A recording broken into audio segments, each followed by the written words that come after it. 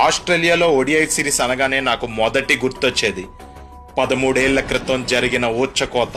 Finals కి వెళ్లాలంటే 40 ఓవర్లలో 321 కొట్టాలి.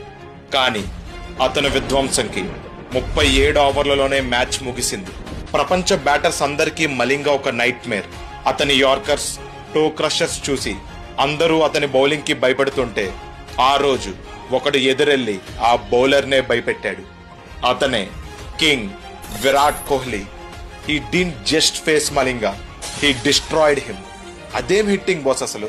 ప్రతి రన్ ఒక రోల్, ప్రతి షాట్ ఒక సిగ్నేచర్, ప్రతి సెలబ్రేషన్ ఒక వార్నింగ్ లా కనబడింది ఆ రోజు. పీక్ ఫామ్ లో ఉన్న మలింగ బౌలింగ్ లో 15 బంతుల్లో 44 రన్లు కొట్టాడు.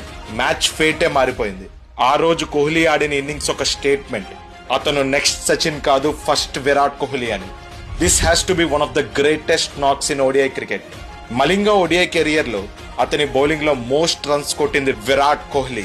243 రన్స్ కొట్టాడు, అది కూడా 120కి పైగా యావరేజ్ తో.